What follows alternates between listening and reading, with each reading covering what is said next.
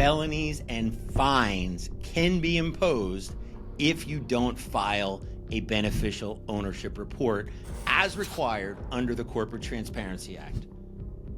Maybe. Could be. Let's talk about it and find out what you're really facing if you don't comply with this law. I'm Jonathan Finiak. I'm the lead attorney for LLCattorney.com. We have formed more than 80,000 companies and helped them stay compliant. We're not a law firm, but we're guided by attorneys, and we make videos like this to make sure that you have all the information you need to make good decisions about how to stay compliant. Right now, there's so much uncertainty. There's other cases. Nationwide stays are on, they're off. FinCEN has made announcements about they're going to enforce. There's an extended deadline. Now they withdrew that deadline. Now there is a deadline, but there's no penalties or fines if you don't file a report. But there may be penalties and fines if you're a non-U.S. person who owns a U.S. LLC, but just wait, they're going to put up new guidelines in the coming days and weeks. It is incredibly complicated. What should you do? We want you to be ready. We care about compliance. We also care about your privacy as it relates to your LLC. And so let's get it out of the way right from the beginning. The information you're providing to FinCEN is not publicly available. It is not available even to private parties. So someone can't sue your LLC, I should say, and try to figure out who the owner is by doing a Freedom of Information Act request or a subpoena to FinCEN. That is in a secure database, and it's only available to law enforcement and certain parts of the federal government. There are provisions where state governments, state legal authorities could potentially gain access, but again, this information is private. It's not going to be available in some huge database that someone will go into and find out what LLCs you own. What is the Corporate Transparency Act? Corporate Transparency Act was passed way back in, I think, 2020, 2021, and it mandated that LLCs and corporations, any business entity that exists in the United States, was going to have to file a beneficial ownership report. Beneficial ownership is sort of a misnomer because it's whether somebody owns 25% or more of a company or exercises substantial control over it. All sorts of, so you get into the fine points. Is it substantial control? Do you have substantial control? What about if you own 25%, but you own it through 3 different entities? At the end of the day, the overwhelming majority of people, you got a single member LLC or a close partnership or a close corporation of some sort, pretty much everyone associated with those companies would need to be disclosed in one form or another. You start getting to larger companies, there may be exemptions from having to file reports if you're publicly listed, if you're, basically already being regulated in some other way, potentially you don't need to file a report. The law imposed this burden on anyone who has an LLC, no matter where you live, no matter who you are, or LLC or corporation or any business entity, you need to file it. FinCEN was the federal agency tasked with enacting all of the rules related to this. FinCEN is the Financial Crimes Enforcement Network, and they're the ones who put out the rules. The rules were supposed to go in effect 2024, January 1. There's all sorts of if the company was formed in 2024, then you had 90 days to file the first report. If it was formed prior to that, then you had the entirety of the year 2024 to file. This spurred a lot of legal cases challenging the law under various grounds, constitutional grounds of one sort or another. The first case that made it into the news was something called Top Cop Shop. It was filed in Texas. That judge agreed with Top Cop Shop and said that this law is likely unconstitutional, and therefore we're going to put in place an injunction, temporary injunction, and then a permanent order that this law should not be enforced across the entirety of the United States.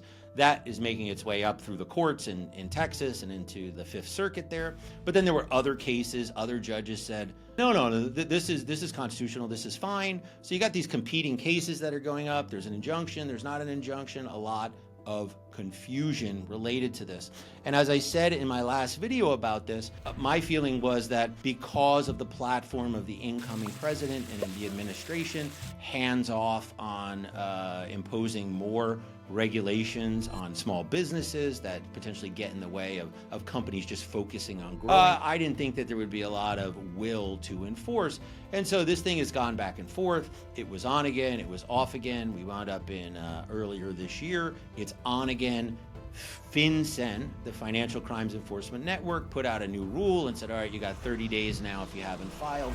But then they that was pulled too, right? So we wound up with, at the end of the day, you may or may not have a requirement to actually file. Most recently, what FinCEN said, and this is a big development, is that you do have to file, but if you don't file, there's no fines or penalties. And it's interesting because in order to be assessed fines or penalties, they actually have to demonstrate that you were willful in your failure to file or file an inaccurate report. And willfulness, it's a legal concept. You did it on purpose, right? With the confusion, if you don't file a report because you're just confused of whether you need to or not, then that's not willful, right? That's just confusion about it. And I think anyone who doesn't file, if you're not watching this video, then you could say, I just didn't know what to do. So FinCEN has said now that you should file, you're required to file, but that there's no penalties and fines if you don't. Going forward, and this is sort of where the new administration comes in, their thought is, from my understanding, is that they want this to only be enforced against companies that have non-US owners.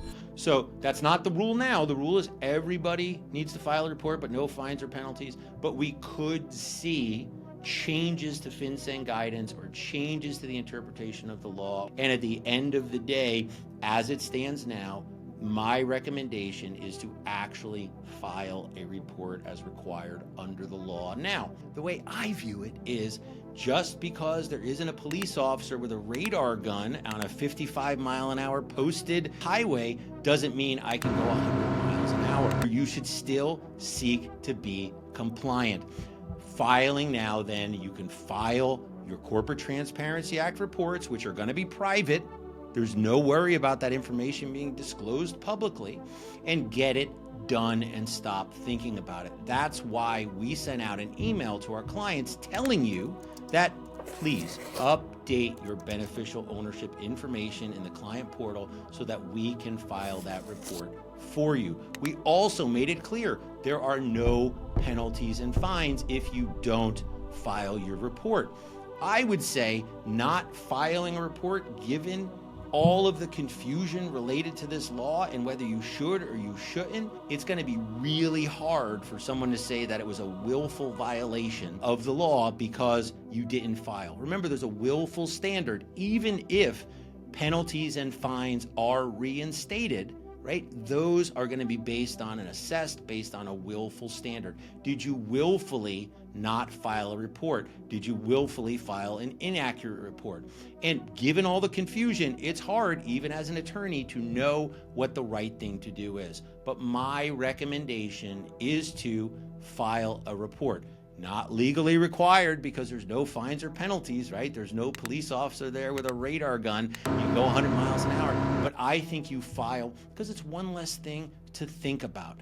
If the requirement comes back, if there's a change in FinCEN policy or guidance, you're not going to have to worry. You can just sleep at night knowing that you have filed a report, you're going 55 miles an hour in the 55 zone. It doesn't matter if somebody comes out with a radar gun and tries to tag you for going over the limit.